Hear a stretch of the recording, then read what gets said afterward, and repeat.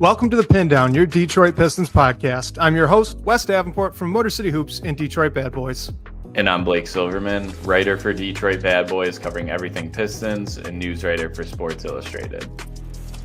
And if you guys are watching with us live here on YouTube, of course, the usual thank you, subscribe, all that stuff, give a like, really helps us out. But want to apologize for my appearance. If you guys are listening on podcast, it won't matter. But I look a little bit gross. Just got back from a bike ride that took a little bit longer than I thought. But this is my dedication level, Blake, to talking Pistons this offseason right before the draft. I didn't have time to get showered. Just came right in, sat down, and we're podcasting, darn it. No, cheers to you. I mentioned it off air, but it is so dang hot in the Metro Detroit area where I'm at. You said it's the same on the other side of the state. So shout out to you for getting out for that long on this like total scorcher of a day. Well, look, in my defense, I didn't plan to be out in the afternoon. I had thought I'd be back well before noon. But you know, you ride a little slower with the group that you're with, and then you get lost on the way back. I mean, nothing played to my advantage here on this bike ride, Blake. Absolutely nothing did. So by the time I got back, it was, like 95 for the last 10-ish miles. And I probably got burnt pretty good. Oh well. Man. Yeah. At least you earned like a nap you could take after this podcast or get a good night's sleep tonight. So you have been outside much longer than I have today just because the heat is insane. I can't complain because I would much rather it be this way, but man, it's hot out there. I think you're right though, because when we had that stretch of 60-degree days in late May, I will take a heat wave over that. At least right now it feels like summer instead of not summer by the time we get past Memorial Day. So you're right. Can't complain too much. Yeah, and we've been getting a lot of rain over here too. We got a pretty good downpour this morning too, which I hope you didn't get caught in. So it feels nice. I did not, but I'm over actually on the other side of the lake now. We have successfully completed our move to the Chicago area. So we got poured on last night pretty good, but there you go. Not today. Today it's just heat. Helped with the bike ride. For sure. Yeah. Would definitely prefer not to be wet on the bike, but wanted to ask you this, getting into, Pistons conversation here. Do you have any kind of final draft thoughts here as we're coming up? Because shockingly, it's this week.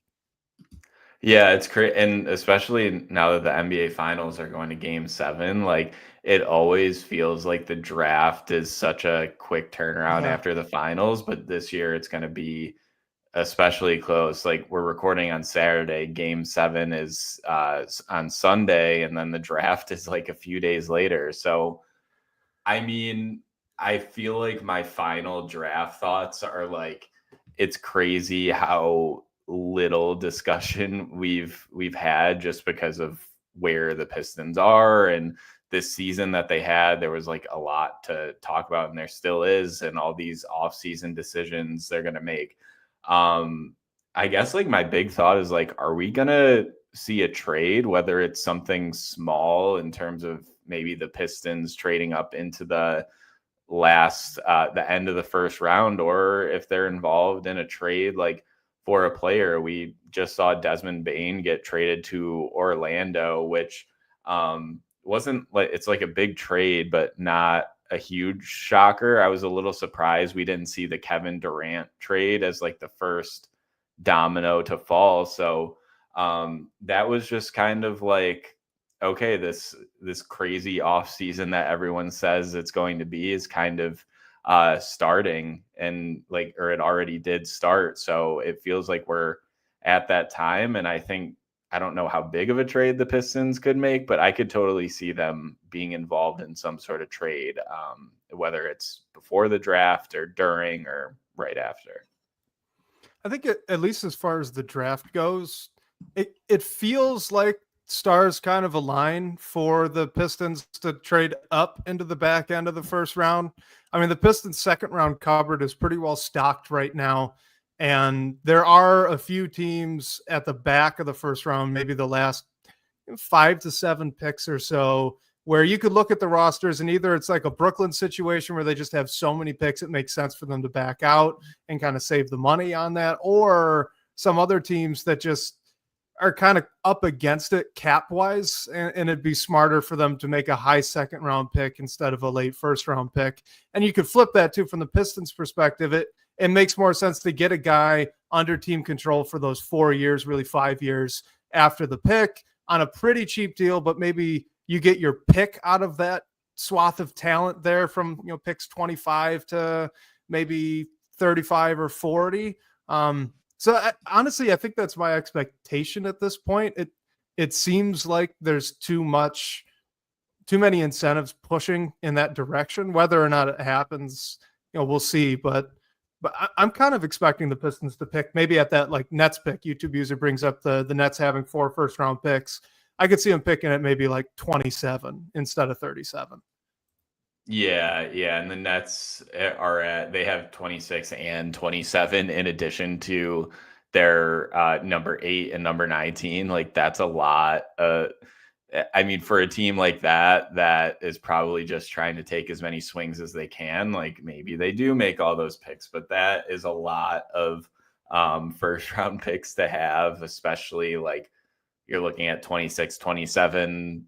Both of those probably won't work out. And yeah, YouTube user, they have 36 as well. So maybe they are interested in like making a deal for one of those picks. And even if they do, like I could see them asking the Pistons for multiple second round picks in the future. Like I could see the Pistons taking 26 or 27 and keeping their pick at 37 just because I don't know if the Nets are necessarily looking to add another pick in this draft class. So that would be more interesting. And I think if the Pistons do end up in that 26-27 range, they'd probably be in the range of one of the players that we were talking about last week. I think mainly the guys we hit on are probably more likely to be in that range than all being available for the Pistons at like 37, for example.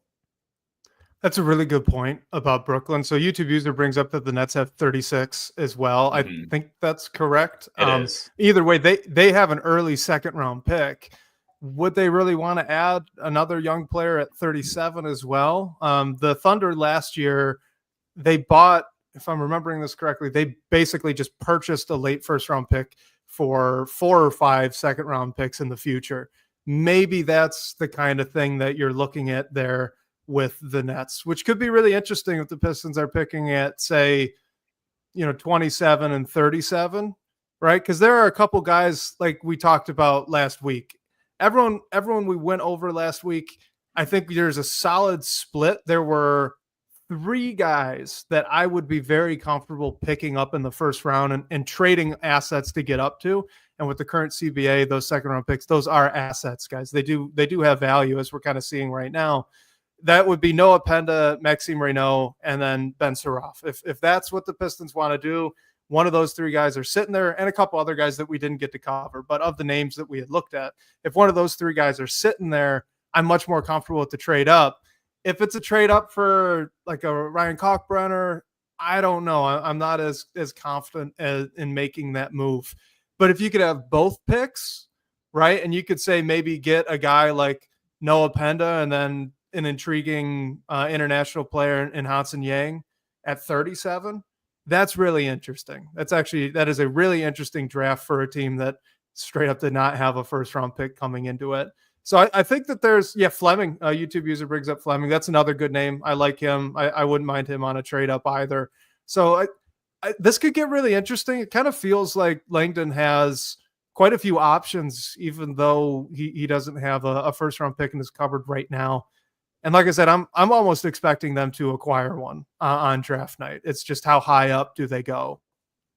Yeah, and it's almost like why not if the price is like a couple second round picks, similar to what, different front office obviously, but similar to what they did with when they went up for Marcus Sasser a couple years ago. I think just getting that extra year of team control is important, especially if you are drafting one of these younger guys, but there's also, if they move up it into the end of the first round, there's like Walter Clayton Jr., who could probably contribute right away. That's an older prospect. So I think there are a lot of interesting players at that point, and I would personally like them to try and keep that 37 and give up some like future seconds if that were the case, because at that 37, and I think that, I mean, we talked about Kalkbrenner and Hanson Yang last week. Like, there are a number of bigs in that range that I think could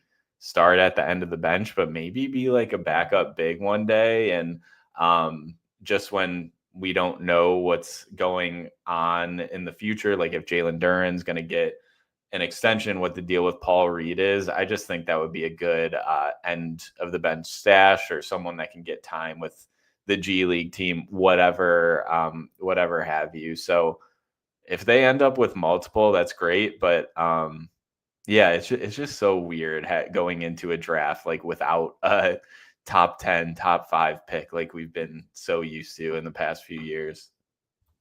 Can I just ask you a quick question on Kalkbrenner before we go on into the questions that we've actually gotten this week? But since you brought it up, it seems like, or at least it seems to me, Kalkbrenner is a pretty plug and play drop big, right? He seems like a surefire NBA player. And I wonder if in this draft, do you think that a player with that profile, even though he's older, because he's such a sure thing, is almost a lock to go first round instead of being able to be sitting there at 37?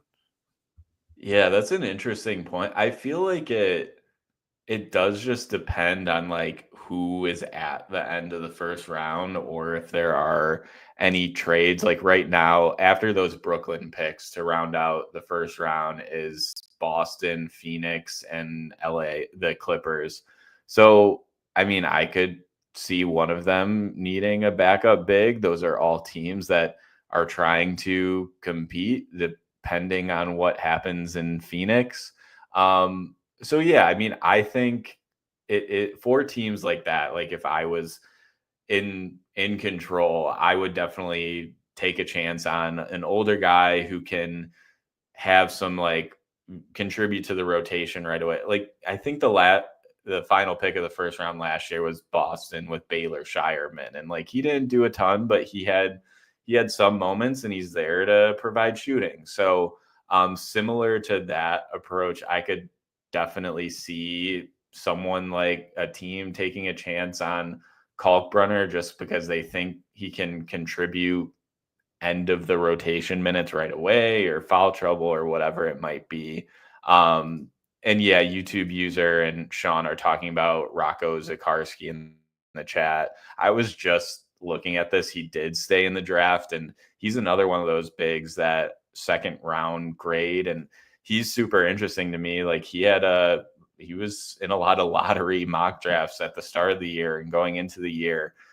Just his situation in the NBL in Australia, he didn't get a lot of minutes, and it's hard to in those situations, but he's still going to be 18 years old on draft night. Like that, I would personally take a swing on Zikarsky, knowing that he's going to need a lot more time than someone like Kalkbrenner. But where the Pistons are and like what they're trying to do in the coming years, like it makes it a more interesting debate. All right, let's get to some of our pre-submitted questions here. This first one's from KCP43, and it's through in the DBB comments. It says, is anybody apprehensive about trading Tobias Harris, seeing as how bad it went for us last time we did it? Of course, referencing the trade for Blake Griffin back in the day. I mean, I totally get this. And shout out to KCP for 3. Hope all is well. But I just think it's different, like a different situation. I think the issue here is if the Pistons do want to make a trade for any player that makes a decent salary within the next year, you sort of have to include Tobias Harris in the deal just for salary matching purposes. So it totally depends on who they're bringing in when they would potentially send Tobias Harris out.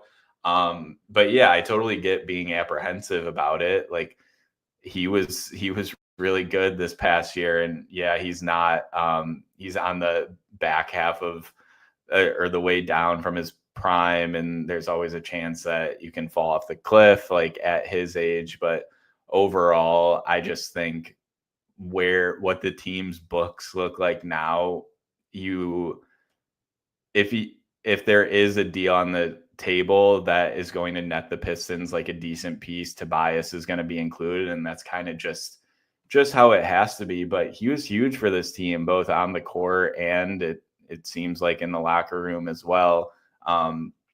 Knowing his deal is going to be an expiring this year, I think it makes it a little bit easier, and like teams would be interested in acquiring that contract.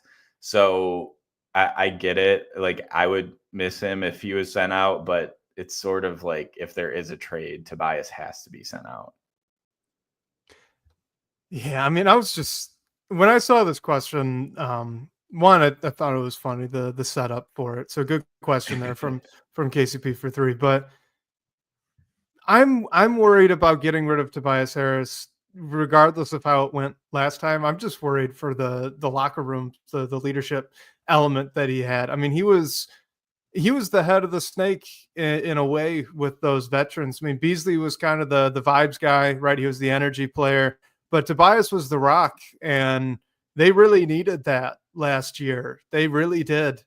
I think it was tremendously helpful with, kind of a solid but a bit of a rocky start to the year, a little bit of ups and downs before they really hit their stride. And Tobias is consistent through all of it. He's not only a vocal presence there in the locker room and on the floor, but also in his production. So I wonder, I would be worried about the impact of prematurely jettisoning that, prematurely getting rid of a guy who's providing that while still being more or less solid for his position. So I'm of the position that unless there's some sort of sign and trade, mechanics where you could grab a larger contract without getting rid of Tobias, I'd rather just pass. I'd rather keep him on at least until the deadline. At the deadline, you could reevaluate, right? If it seems like everything's pretty stable, then I mean, naturally he's on an expiring deal, and that contract becomes pretty valuable at the trade deadline for teams that want to create space. So maybe then you revisit it and you think about it. Maybe you could get another really good piece. But for now, I'd rather just hold on to him, keep that locker room consistency between kind of the 3 leaders being Cade, Bickerstaff, and Tobias Harris. I want to keep that consistent, at least for now. Yeah. So, I mean, this is getting ahead of it, but do you think say Tobias remains on the team through the season? Do you think he signs another deal? Like obviously, hopefully a lesser contract to stay with the team with how old he is, but do you think he can grow into that? Like they're not the same type of player or person, but I'm thinking of like what James Johnson is for the Pacers right now. Like, do you think he could eventually be that for the Pistons if he stays through this current deal? I think it's up to him. Kind of hard to predict, right? Like if he is cool with a long run plan of I'm a placeholder at this 4 position until Ron Holland, becomes a real player, and he needs to start at the 3 and Asar shifts up to the 4. And I'm okay with at that point then moving to the bench and sticking this out long term. So because maybe you like the direction of where the team's going, maybe you just really like to be in Detroit, or you like the people, like your teammates, what have you. Like if that's his plan and he's okay with that, then yeah, I think it's awesome. Great idea. Bring him back, keep him on for another, 2, 3, 4 years if you can. If he wants another payday, which he probably can get, I'm not saying big, I'm not saying the level that he's at right now, but with the way that the cap keeps going up next offseason, I bet he could get somewhere over 20 mil again, but it wouldn't be from Detroit. If he's comfortable going, non-taxpayer MLE, maybe now we're talking, but that's hard to predict without knowing the guy individually, right? For sure. And I think from like the information we know, like we've heard that he likes Detroit. Apparently, I think it was he met his wife during his first stint here and like her family is here. So, I mean, it seems like he wants to be here. So, yeah, the only reason I ask is like I could just see him being in that trajectory. But yeah, I mean, maybe it's not after this current deal, he signs a minimum deal to stay here, but like a little bit more than that, and that's still like a good chunk of money, obviously. And so Sean brings up in the comments an interesting point. He says his value extends beyond basketball, which I totally agree with. And this is even though he's overpaid for his basketball production. I'd actually I would put the pause button on the overpaid element of this. He's basically 10 mil over the non-taxpayer MLE, and he's a pretty efficient 14, 6, and 2 every night without much variation. I mean, if he's overpaid, it's not as much as I think the common conversation might say that he is.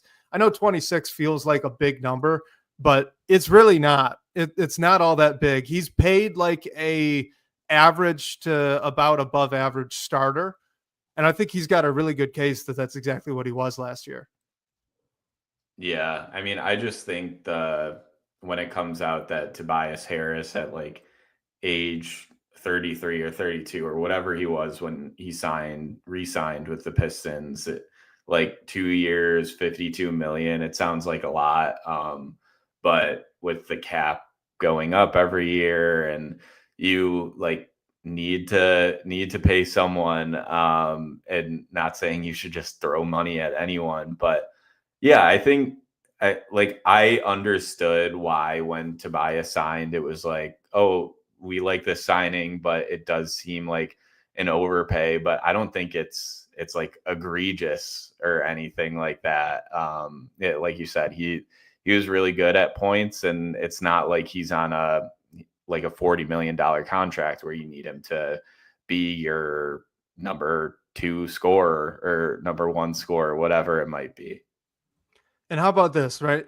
Tobias Harris is a major reason why the Pistons won 2 playoff games. He's a major reason why the other playoff games were all close, right? I think that alone is worth the $26 million in salary. Without him, do they win any of those? I'm not confident, because if he's out, if you just remove him, everything else stays the same and Isaiah Stewart goes down. Oh, I'm afraid Karl Anthony Towns is powering those Knicks to a sweep. So Tobias Harris, we thank you for your service. $26 million well spent, I say. Yeah, totally agree there. And I mean, I know the regular season was a lot more of a roller coaster, but plenty of times in the regular season too, he stepped up after Ivy went down. Exactly. Like made big shots when you needed him to.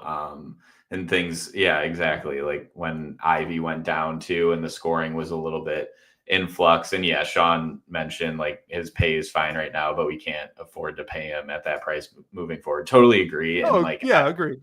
Yeah, I don't think like he would make anything close to 26 mil a year after this deal, honestly. But like I kind of see it around the 8, 9, 10 range, whatever it might be. So yeah, and especially because it was like a shorter term deal, like I can understand wanting like a 2-year deal, first year guaranteed, second year team option, but like I think the deal is good, and it's not like they have him at 26 mil for 3 or 4 years.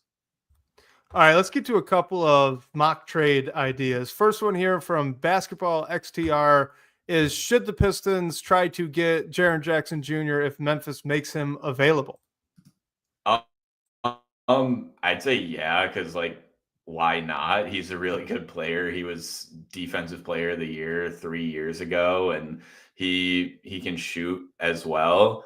I am just skeptical that Memphis is going to make him available. I know they just traded Desmond Bane, and they got back a boatload of draft picks and KCP and Cole Anthony, but I don't know. Like something makes me think that they're going to try to compete with Ja and Jaren Jackson, and maybe they throw their hat in the ring for one of the bigger names that are available. Like, could they be a KD team? I know KD probably doesn't, that's not his first choice and where he wants to go, but like, I see Memphis as a team who just acquired all these draft picks. Yes, they lose Desmond Bane, who's one of the best shooters in the league, like defends as well. But KCP had a bad year in Orlando. Cole Anthony is a rotational player. Like, I could see them using a couple of those picks that they acquired to like go and get someone else, because I guess like what does it do at this point to like just go into full tank mode like Utah did, and they don't have a top 4 pick.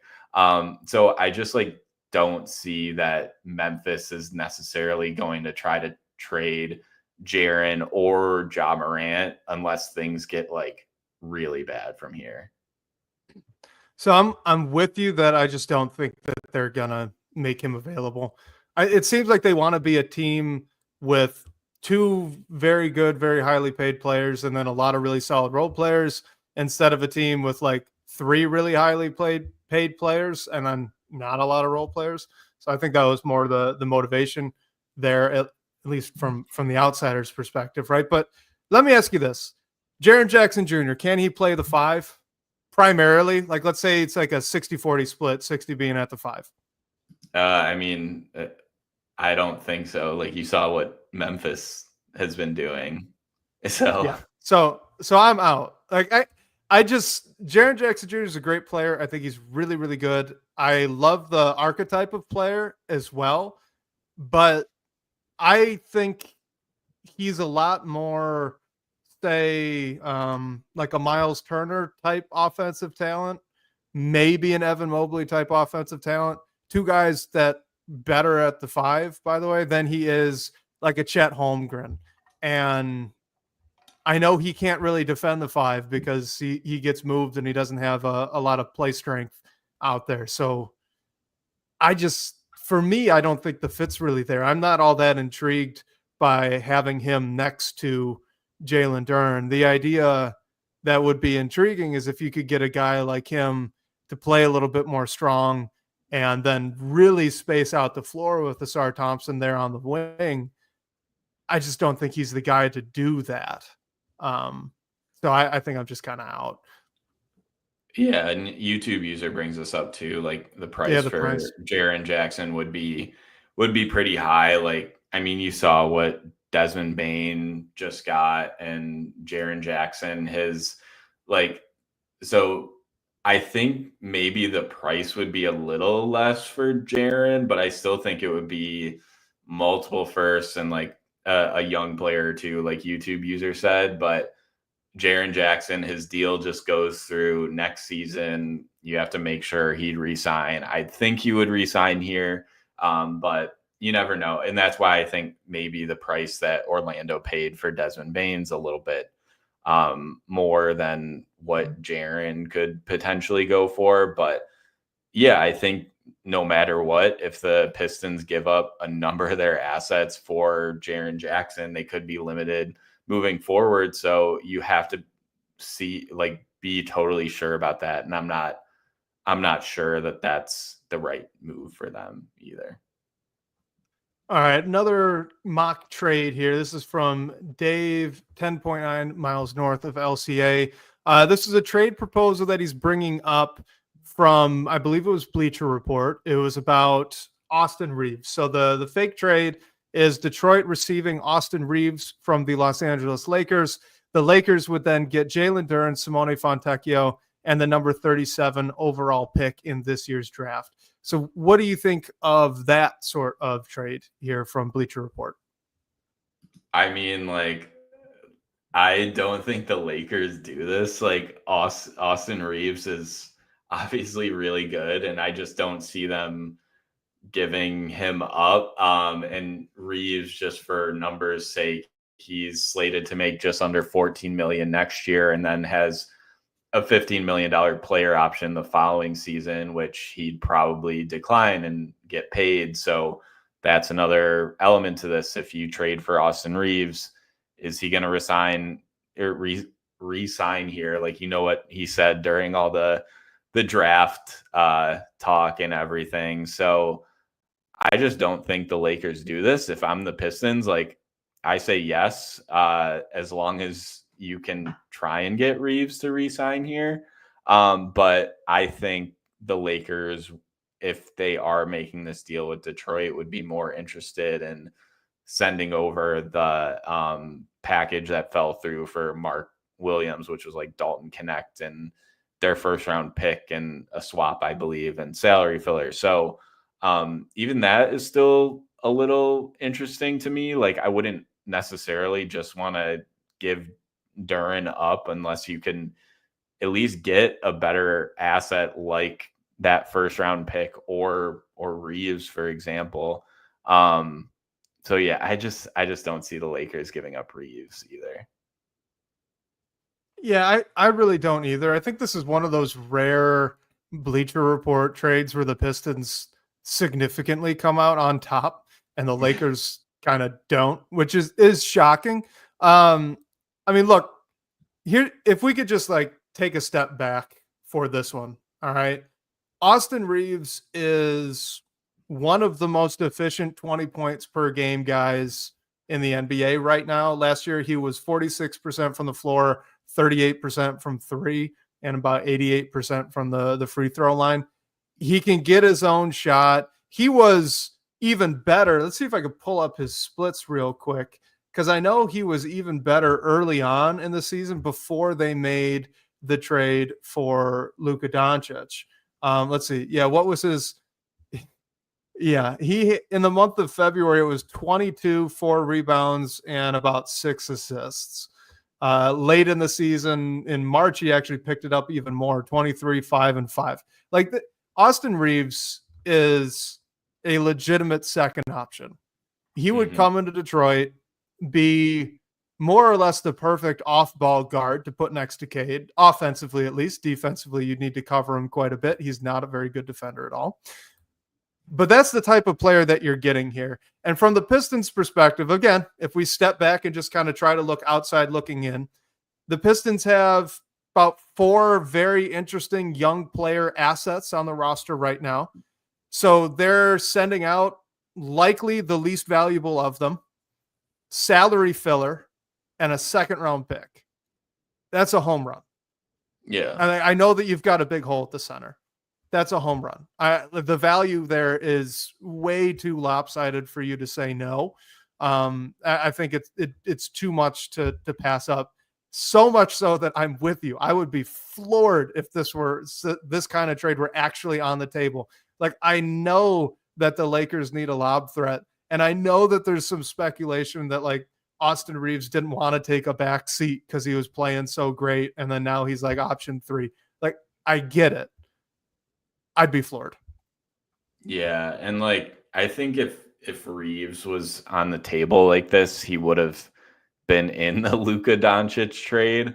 I mean, we know all the talk around that on like what the Mavs did or didn't ask for. So like I just don't think he's going to be available for this price. And yeah, like I mentioned it, Sean is mentioning it in the chat and YouTube user, how like the Pistons were interested in drafting Reaves. His agent told them not to, and he signed the undrafted deal with LA. So, I mean, I think the one.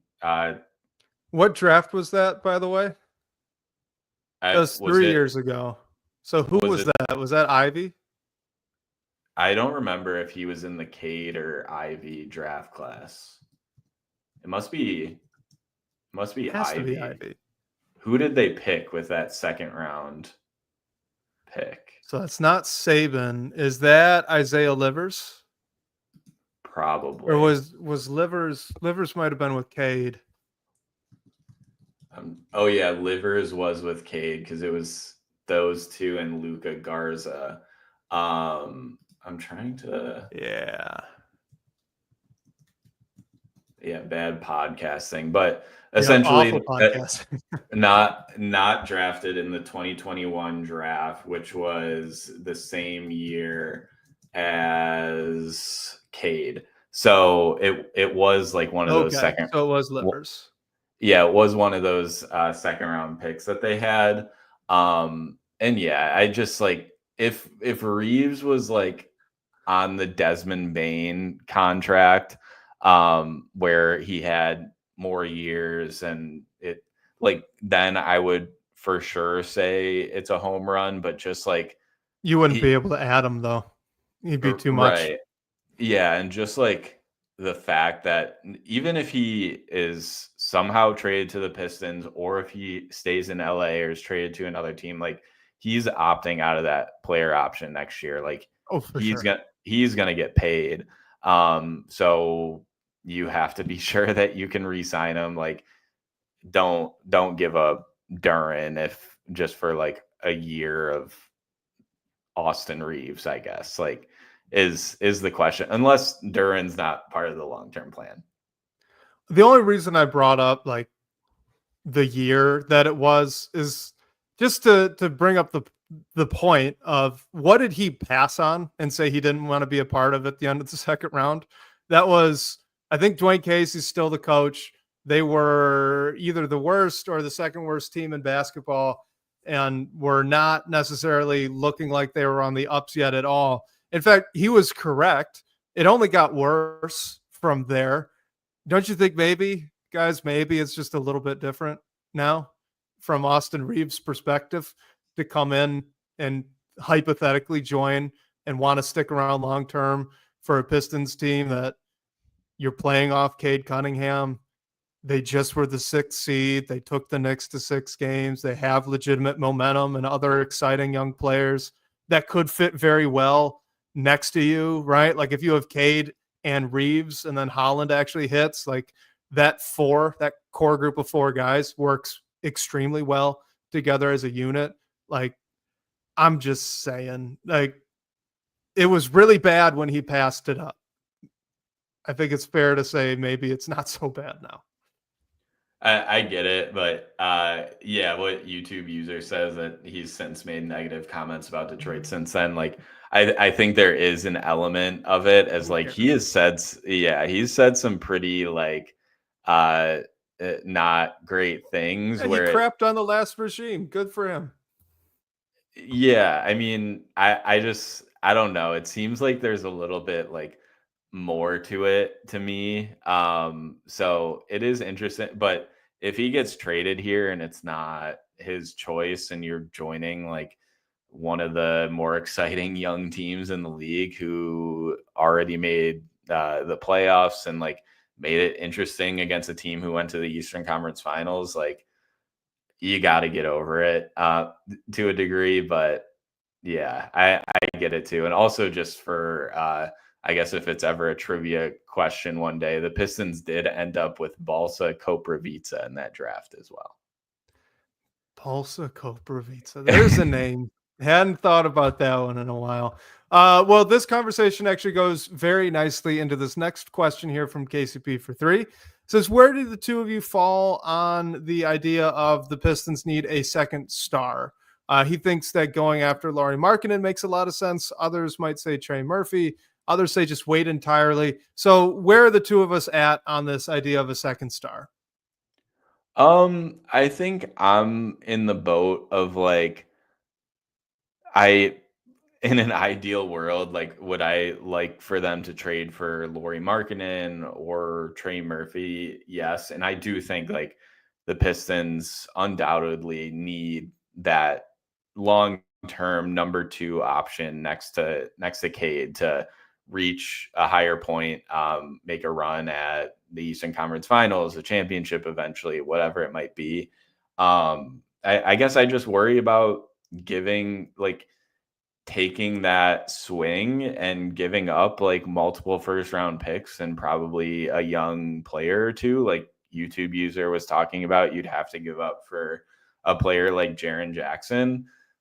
But like there's almost a degree of what like you have to do it at some point. Unless you're able to bring in a star through free agency or the draft. But I just think that's the less likely route that we're going to see here. And the other thing is, like, what if it's Jaden Ivey? What if it's Ron Holland? We don't know that yet. So I think, like, overall, just where I'm at is, like, I think we need a number 2 to Cade, and it's unclear who that is, whether it's a player who's on the roster right now or off, someone that you could probably get via trade. But I'm also just not rushing to go and acquire that guy. Like, we just open up the door to be able to trade our first round picks and our draft assets. Like, I'm not throwing them out right away unless the right deal is on the table. I was actually texting Bryce about this the other day, that, like, if you think about it and you actually start going year by year to build out what the Pistons might do to continue moving forwards and progressing and hopefully, right, becoming a real contender, it gets really difficult if Ron Holland doesn't hit.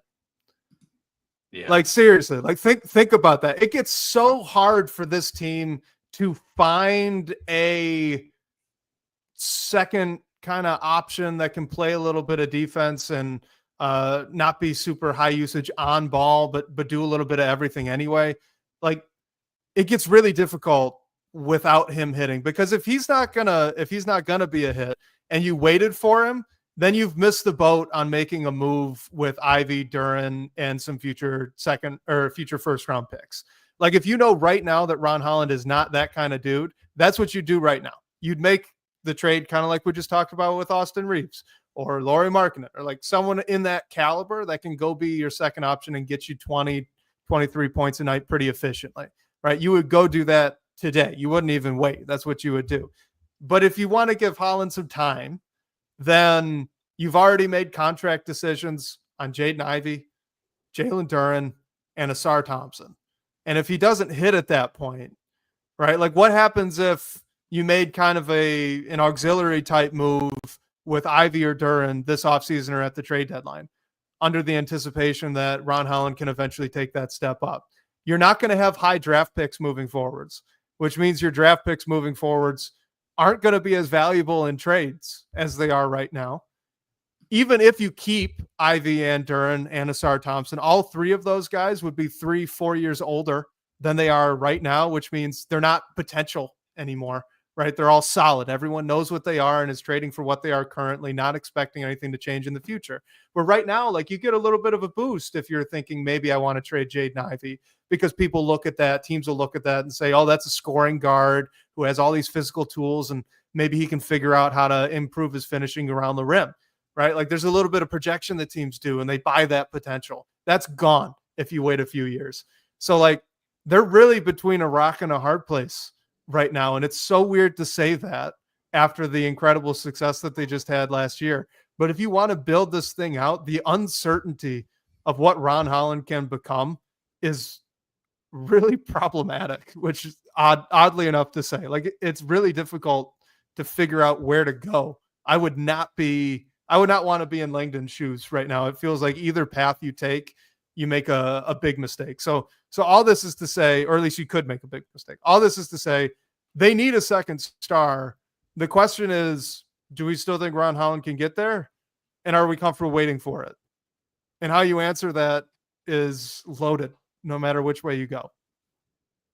Yeah, and I guess, like, could Jaden Ivey, like, be that second scorer while, like, Holland gets some more time? And then, like, if Ivy and both Holland hit, then, like, you're in a really good spot. And I think Ivy has already shown us that he can get around 20 a night, and obviously stunk how he went down and missed, like, the great majority of the season. But yeah, it is, like, I don't know. I'm also thinking, if, say, like, worst case scenario, and you're a couple years down the road and you don't have that second guy, like, if you keep all your draft picks, like, couldn't you just make that trade then? I mean, yeah, you'd probably need to add something player personnel wise, but, like, hopefully there should be like something that other teams are interested in as well, unless it could even just be like salary matching and a bunch of draft picks if you still have all your own draft picks. Right. Like that's the difference. Like if you're going to make a move like that now or at the deadline, you're going to get away with fewer draft picks because you're able to add into the trade like a Jaden Ivey, a Jalen Duren, or theoretically even a Ron Hollander and a Sar Thompson, if that's what you really wanted to do. You would be able to save draft picks on the back end. Whereas later on, your really only path is to package up all of the picks you could potentially trade and maybe one of the guys that you've kept around this long, and see if that's enough to go get somebody. But it's not a super exciting package, even at that point. So it just gets hard. And then look, so a YouTube user says, don't see why Ivy can't get you 20 to 25 a night. My thing with Jaden is he's shown us that he could get us 18 a night very, very confidently, but he's still not a fantastic finisher around the rim. He needs to get better at that. And it's not just a skill thing. Like Sam Vecini was mentioning on the Pistons Pulse that if he could figure out how to decelerate and play with a little bit of pace around the basket, that would go a long way to helping with him with his finishing. I agree, but he also bricks a lot of layups. And that's a touch problem. That's a lot harder to fix. And I think you add on top of that he's never been, or at least it doesn't seem to be, that he's the type of guy to really put his head down and go for 40 or 50 on a given night. Like he's just not quite wired in that way. That's also really hard to change. So you pair those things together. And for me, I'm just not sure that he's really going to be that type of guy. I think the 18 to 20 is probably where he's at, but I will readily admit he's easily the closest on this roster to being a legit second option. If he could fix those things, he can get up to say 22 a night. Well, that's perfect. Then that answers all of these questions and you're set, right? You're just rolling in money if Ron Holland becomes something fantastic after that, because you've already got Jaden Ivey. So that's why, that's the fingers crossed. I just kind of question if he's really going to get there. It's the last bit of leap, the last bit of improvement he needs to make to get to that level. It is a large and difficult step. It's not small, even though numbers wise, it's pretty small.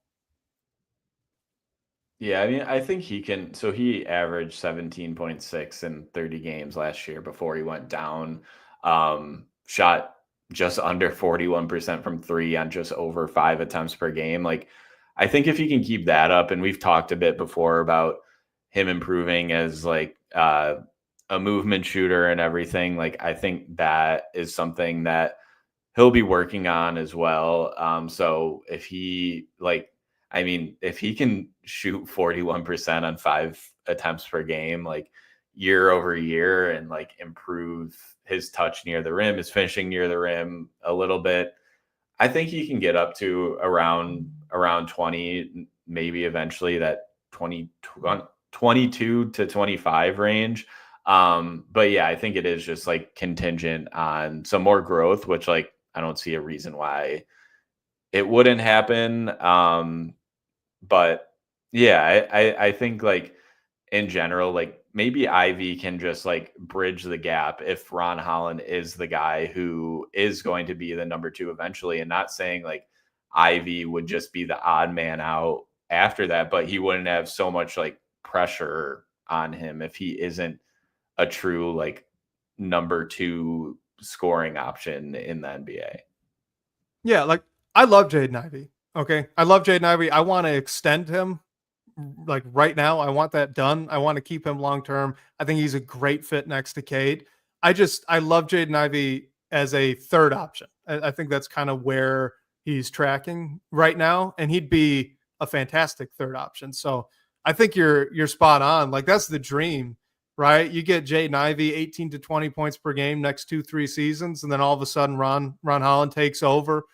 If you can, right? Fingers crossed. We don't know. He's also a ways away. So you're, a little bit of magic dust there is prognosticating. But if he does, right, if he can take over, now you're really cooking, right? Mm-hmm. He can give you 17, 18 a night as your third option, be a secondary playmaker, do all that great stuff. and then you have a wing that's kind of like J-Dub in OKC right now, or maybe a little Jaylen Brown, something along those lines. That would be fantastic. It's just, if it doesn't happen, then you're a little bit stuck with a guy who's really shouldn't be your second option, and you'd probably have to get rid of him to get the guy that would be your second option, and it gets difficult. I think. Really quick, since we're talking a little bit of Jaden Ivey, this is Sports Time. Says, do you agree with the talks of moving Jaden Ivey off ball? I mean, I think how he was being used before he went down with injury kind of makes sense. Playing him like Cade's always going to be the guy who initiates offense. So if Ivy is playing next to him the majority of the time, like he can bring the ball up. He can play with the ball in his hands a little bit, but he also needs to know how to play off ball and be able to like create his own looks as like an off ball mover, run off screens.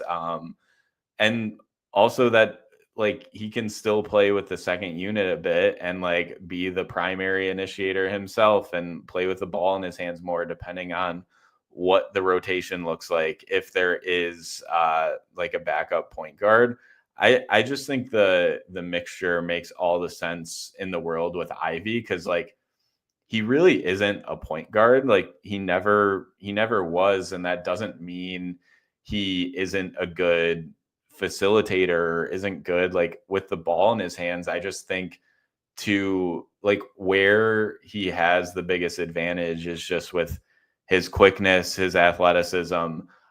So I think the best way to be able to use that is a mixture of everything: playing off ball, playing on ball, and just really being like a good mover and hopefully turning it into a good movement shooter. Like Wes has talked about this as length. He has one of the best examples and best mentors in Malik Beasley in the locker room, depending on what happens this offseason. But learn from him on how to like shoot on the move, watch his footwork, work with him a lot. Because I think that's just how Ivy can be the best version of whatever the like reach his ceiling as an NBA player.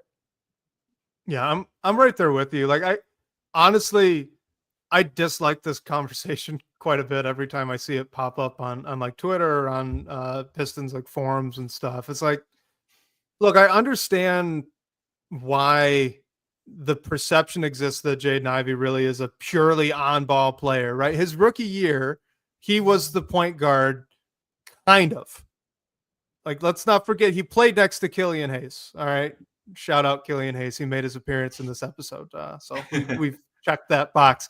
But he, most of the offense was going through Jaden, and he was creating most of the looks for himself and others. Okay, so I get on some level why the perception exists that that's who Jaden Ivey is. He needs the ball all the time, but that's not who he was at Purdue. That's not who he's been since Cade came back healthy. All right, like Jaden Ivey he's a 2. No one in Cleveland's talking about we need to get rid of Darius Garland because Donovan Mitchell's a point guard. They're saying we need to get rid of Darius Garland because we need more size. Like, it's a separate issue. It's not that we need Donovan Mitchell to have the ball more. Donovan Mitchell is a really good scorer, both off ball and with the ball in his hands. He can relieve the pressure from Garland. He can play point guard in short spurts. But really, what is Mitchell? He's a 2 guard. Okay, he's a very, very good 2 guard. Jaden Ivey's in the same mold. He's not wired as much aggressively, I think, as a scorer as Donovan Mitchell is. But the things that Mitchell is very good at and that make him that guy that's better off ball than primarily on the ball, same thing applies to Jaden Ivey. Like, Donovan Mitchell is much more comfortable attacking a slanted floor off the way or off the bat, right? Getting the ball and already having an advantage created for him. He's very comfortable coming off DHOs, Iverson cuts. He's very comfortable, yes, with the ball in his hands in a pick and roll, but at the same time, he's also moving very well without the ball when someone else is operating pick and roll. Good decision maker, great fast break player. Like, all of this stuff, it's Jaden Ivey. That's the mold. So I think that's where he needs to go, and that's where he's been quite honestly. This isn't a change for Jaden Ivey, but like there's no change happening here is I guess my pushback. Like the conversation of moving Jaden Ivey off ball, he's been off ball. He's always been off ball. He's always been your secondary ball handler outside of the year with Killian Hayes. And that's really, he was only a primary ball handler then because Killian Hayes was your other primary ball handler. Like that's just kind of what it was. So yeah, I love it. Keep Jaden Ivey off the ball. He's not a point guard. This is good. I want to bring Schroeder back. We've talked about that so that Ivey can just play a consistent role all the time. No need to have him pretend to be a backup point guard either. Just let him be a primary scorer there in those bench units. That sounds fantastic. Yeah, 100%. And when Ivy went down and you saw like the glaring need at guard, like I think that kind of answers your question right there. You just know right, that like Cade goes down and all of a sudden the entire fan base realizes, oh my God, we don't have enough ball handlers. Like, well, we didn't have enough ball handlers before. Now the problem's just obvious. So like, please keep them. Golly. Yeah. And like YouTube user brings this up too, just like having a lot of guys who can score. Like just as many guys. Give me all the dribble, pass, shoot guys you can. If I could get 5 dribble, pass, shoot players on the court at the same time, and I can get away with that with size, fantastic. Do that, please. Exactly. Yeah. So like, it won't hurt as well. Is it Ivy's role to be a point guard? No. Like, can he play with the ball in his hands? Can he create some looks for his teammates? Yes. But you have Cade, and then just like let Ivy be the player that he is, which should be mostly off the ball. Yeah, like if we were to go back in time 15 years, no one would like Jaden Ivey because he'd be what we would call a combo guard, right? He's not good enough as a floor general to play the point guard. He's not quite big enough or an off-ball shooter, good enough off-ball shooter to play the 2 guard. So like, where do you put him? And now the problem with being a real combo guard like that is you need to play next to a bigger point guard like Cade. So that's why the fit is so great. Cade is exactly what Jaden Ivey needs to excel. And I think Jaden Ivey does a lot to help Cade excel as well. The fact that he can take some pick and roll reps, the fact that you could run him off DHOs, you could run him off Iverson cuts and get him moving without the ball to take some more pressure off Cade. Like, that's all fantastic. And on top of it, he can also kick out and get Cade an open 3-pointer, which you'll note really went down for Cade after Jaden Ivey went down with that injury. So yes, give me all the Jaden Ivey at the 2. I think that just continue with that. That would be great. I'm really excited to see what he can do with a full off season, honestly, because he was just about cleared to play like full speed contact basketball right at the end of that Knicks series. So if you figure maybe another couple weeks, another month, right, for him to really heal from that, he'll have most of the offseason to work on his craft and make improvements. It's not really a normal case of a guy having a season-ending injury, and then that offseason's all about rehab, getting back up to speed, and you're entering training camp. Truthfully, a little bit worse than when you had gotten hurt, right? Because you got to get ramped back up. So I'm really excited to see what Jaden Ivey can do with this offseason, with this time to continue make that fit there next to Cade even better, because I really think both of them were hitting a stride together, unfortunately, right when he went down. Let's really quickly, let's end on this one, okay? This is a question from another one from Dave 10.9 miles north of LCA. Says Troy Weaver wants Jalen Duren bad being in all caps. Would Jalen, Tobias Harris, and a first or 2, depending on year and conditions, plus the quote Weaver special unquote, which would be 4 second-round picks, be enough to land Trey Murphy? What do you think of this fake trade? My question is, immediately, like just at its bones, do it. But I don't think this is going to get it done. What is is Troy Weaver like? How high up in the decision making do you think he is in New Orleans with Joe Dumars there? So Weaver's the GM, right? And Dumars is the president. So I don't know. I just don't see I don't see it happening again. And I wish this wasn't like my answer for all these fake trades, but I think like okay, like a first or two, like I think it would take at least 2 to get Trey Murphy, and like depending on what the Pelicans do and like what teams are gonna give up, but Trey Murphy is under contract for 4 more seasons, and in his last year of his deal, he's going to be making 31. Like that's a really, really good contract, and you don't have like Jalen Duren signed to an extension yet. If you trade him to New Orleans, they need to figure that out. Tobias is basically an expiring. So essentially, like I would see New Orleans maybe like trying to find a different home for Tobias or whatever it might be. But essentially, like what they're getting is the first round picks and Jalen Duren here, and like they just drafted Eve Missy last year. So do they want him? Maybe Troy Weaver definitely really wants Jalen Duren that bad, but I don't think it's the case. I think Trey Murphy would take a lot more than this, but like if I'm the Pistons, I would pull the trigger. Yeah, I mean, is it just fair to say the Pelicans would be really dumb and short-sighted to trade Trey Murphy? He's young. He's on a fantastic deal right now. Well, he's not only their best asset. I think you could say he's their best player. Yeah, is that fair? Yeah. I mean, right? He's a great player. Yeah. If anyone is getting moved out of New Orleans, it needs to be Zion Williamson. Like, I think if you get rid of Zion, or even if you just have a healthy Zion, which, you know, we can leave that aside. That's almost an oxymoron at this point.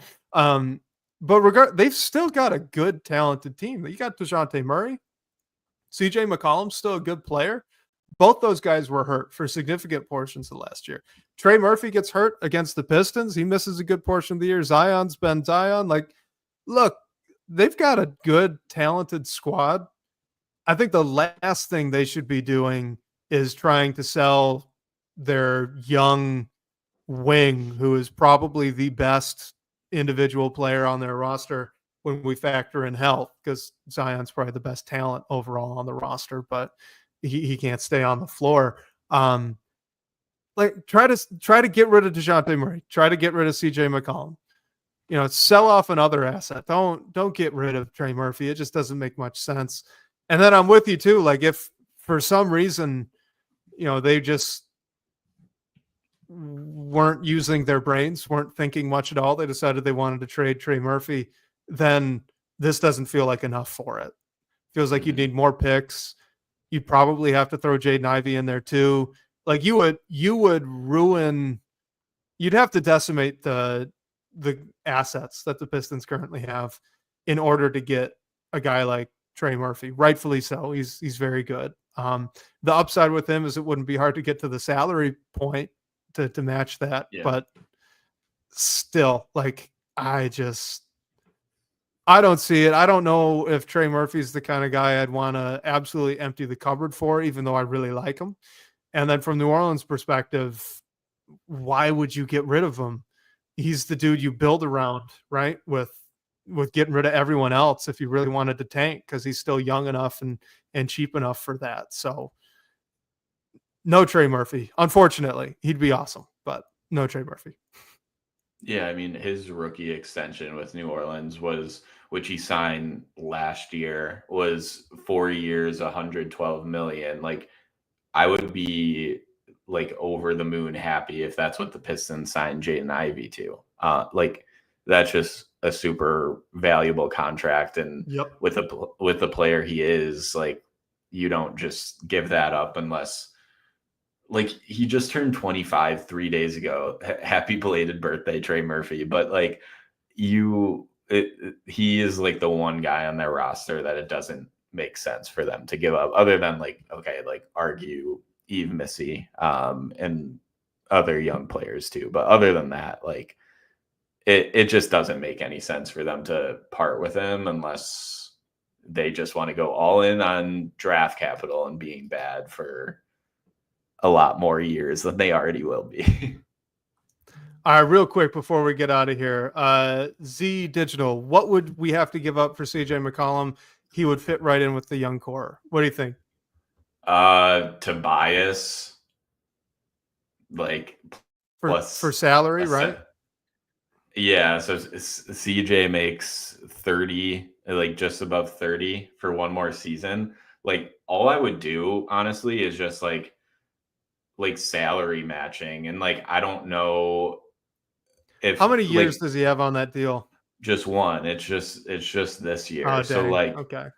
It almost like would I like to bring him in, sure, but like it almost just doesn't make sense, like how with his age and like where both teams are, like could the Pistons bring him in and sign him to a lesser 2-year deal or like 1+1 deal? But like if you're trading for him this year, it just seems like salary matching. Like I don't even know if I'd want to give up multiple second round picks plus that, because it's either Tobias or Fontecchio plus like whatever contracts it takes to get to that. And I think like if you're going that route, you're giving up too many players than if you would like bring back. So it kind of just doesn't make sense to me.